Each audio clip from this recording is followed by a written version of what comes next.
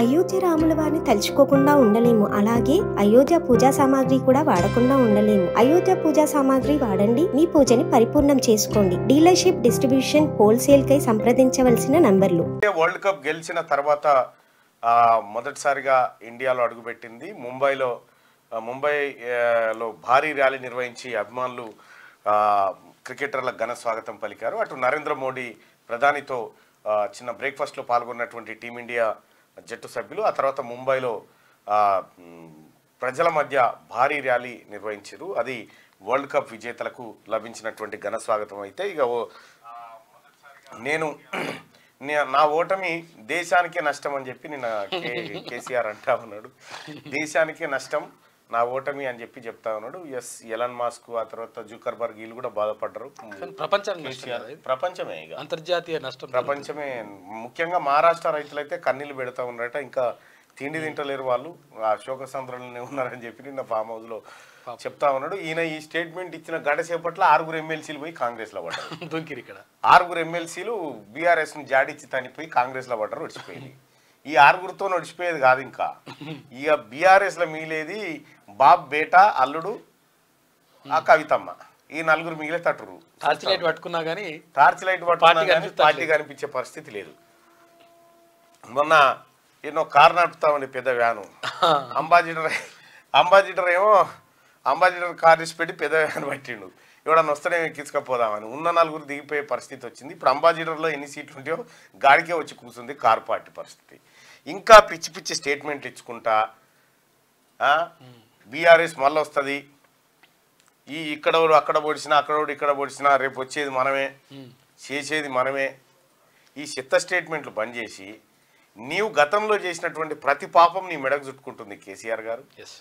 నీవు ప్రతి పాపం ఆ రోజు తెలంగాణ రాష్ట్రాన్ని ఇచ్చినటువంటి కాంగ్రెస్ పార్టీని మొత్తం విలీనం చేసుకొని కాంగ్రెస్ పార్టీ ఉనికినే ప్రశ్నార్థకం చేయాలని చూసినటువంటి మీరు ఇలా ఎంత పెద్ద ప్రజాస్వామ్యాన్ని ఇప్పుడు అనుభవిస్తున్నారో చూసినావా?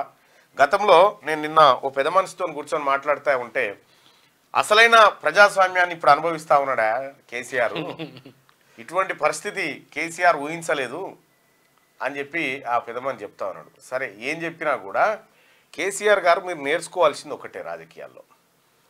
ఒకటి, అహంకారం పనికిరాదు. రెండోది, ప్రజలను విస్మరించి ప్రజలు వేరు నేను అనుకునేటువంటి వ్యక్తులు ఎవరైతే ఉంటారో వాని పని అవుతుంది ఎప్పటికైనా. ఇది ప్రజాస్వామ్య దేశం, ఈ దేశంలో ప్రజలే ప్రభువులు, అది కాదనలేని సత్యం. ఇక మూడో విషయం ఏంటంటే ఆత్మపరిశీలన. ఓటమికి కారణం ఏందని చెప్పి ఆత్మపరిశీలన చేసుకుంటే బాగుంటుంది. రేపు పొద్దుగాల వాస్తవానికి కూడా నీ పార్టీకి సిద్ధాంత పునాదులు లేవు కాబట్టి నీ పార్టీ మళ్ళీ ఉద్భవించే అవకాశాలు చాలా తక్కువ.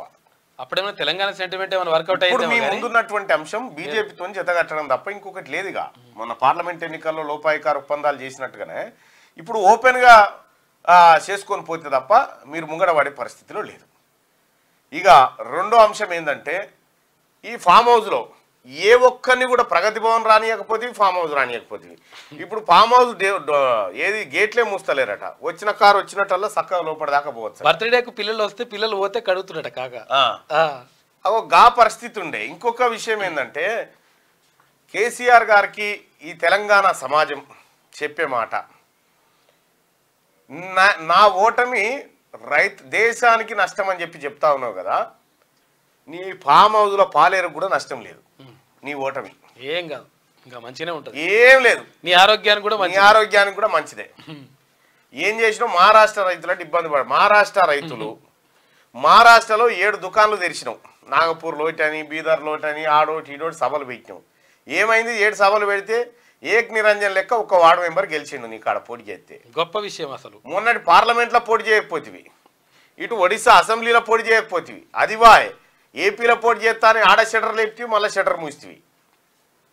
ఎక్కడికక్కడ కేసీఆర్ గారు మీ అహంకారం అనేది విపరీతమైపోయి మీ నాశనాన్ని కోరుకుంది మీ అహంకారమే.